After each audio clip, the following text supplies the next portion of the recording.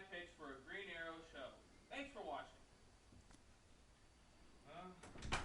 Hope they like Chris Pratt as Oliver Queen. Oh, hey! I didn't see you guys. Hey, real quick, before you go, just so you know, my brother and I are doing an HBO's Last of Us Aftershow every Sunday night. Come watch live. It'll be fun. We talk about the episode. No, you not even afterwards in the VOD or something like that. You still don't? Oh. Yikes.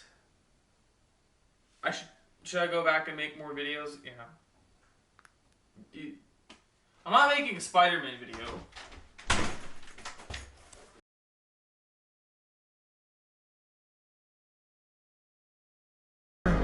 Yeah. I'm Batman.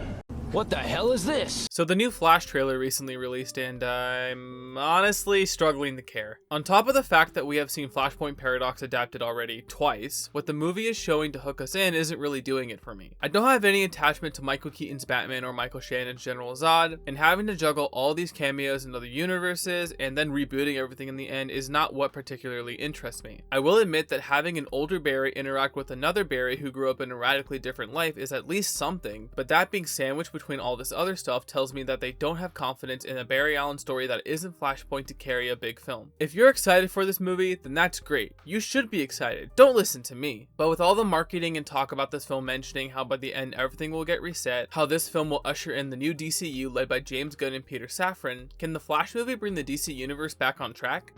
I mean, no, not really, but why? To answer that question, we first need to take a look at what this movie even is exactly. So, what exactly is this Flash movie about? If you're living under a rock, the Flash movie will borrow heavily from the Flashpoint Paradox storyline, where Barry travels back in time in order to stop his mother from being murdered, which throws the entire continuity of the DC comics into chaos. This event was designed to give DC a convenient way to restart their main comic universe and give creatives a clean slate to work with. Now, DC is no stranger to reboots and revamps of their popular IPs. Where Marvel is typically hesitant in doing an across-the-board sweep, DC kind of relishes in it. Things like Crisis on Infinite Earths, Flashpoint, and Rebirth are what DC Comics have become well known for, wiping the slate clean and allowing creatives to give their own spin on certain characters. Well, at least for a hot minute before the comics aren't selling and they have to do it all over again because big, huge events are what ultimately rake in the cash these days. But I guess the thought counts, I guess? With the poor critical reception of the old DCEU pioneered by Zack Snyder, David Goyer, and the execs at WB at the time, as well as DC already having this well-known established event that resets everything, on paper it was a good idea to adapt Flashpoint into a movie. A conclusion to the Snyderverse that fans will love, while also a course correction that will be received more positively by fans and critics who felt the old stuff was not very good. This should be a piece of cake, right? It wasn't. Following the disaster that was Joss Whedon's Justice League reshoots, the production of the first solo Flash film was another chaotic nightmare with multiple versions starting pre-production and fizzling out, all the way back in 2014. The project had been through numerous creatives, from Phil Lord and Chris Miller to however you pronounce Rick's last name, with Ray Fisher set to star alongside Ezra as Cyborg. There was even a point in time where Ezra was supposed to star and direct the movie with Grant Morrison attached to write the script. That would have been so cool! Eventually, Andy Muschietti, well known for the It films, was brought on to direct the movie, and finally production began in 2021, with Michael Keaton set to return as his version of Batman and Sasha Calle as Supergirl. After that, chaos ensued.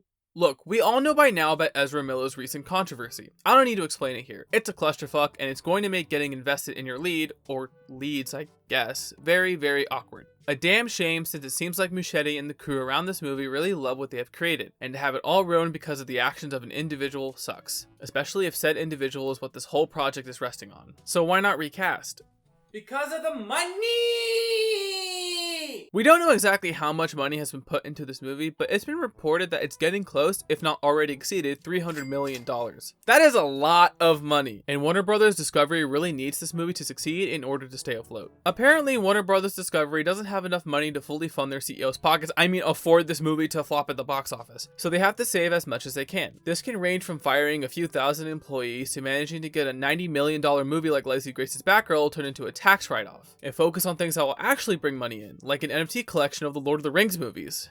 What the hell is this? What really caps this whole thing off is that if you actually look at where the DCEU is right now, adapting Flashpoint isn't even necessary. Sure, the Zack Snyder DC movies weren't received the best, and certainly the studio's meddling of Justice League in 2016 Suicide Squad didn't help, but given where the DCEU is at right now, this reset of the universe feels a little pointless. Wonder Woman, Aquaman, Shazam, Birds of Prey, even James Gunn's as the Suicide Squad and Peacemaker are all a far cry from Man of Steel and BVS. Part of this is due to how mismanaged the DCEU was according to Gunn, but I think this approach worked out in the long run. Without it, none of these projects would be distinct from one another. It's what allowed Matt Reeves to create his own interpretation of Batman, and what let Todd Phillips make his Scorsese-inspired Joker film. The MCU is very successful, don't get me wrong, but DC letting creatives not tie themselves down to their pre-established canon has been working out in the long run. I'm glad James Gunn is letting these types of projects continue with the Elseworlds banner. It just feels like this movie titled The Flash is not a Flash movie, it's more like a studio overthinking how they can move on from a rocky start to their big cinematic universe, trying to compete with their competitors, and I personally am not finding anything to be excited about. I'm sure fans of Keaton's Batman are thrilled to see him come back, and I have no doubt Sasha Calle would kill it as Kara, but overall, I just find this whole thing upsetting. I'm not a huge fan of The Flash or anything, but I think for his first ever movie on the big screen, just going for the easy route in order to inject as much Batman as they can in the hopes of making its money back is a bit disheartening. I hope later down the line we get an actual Flash movie.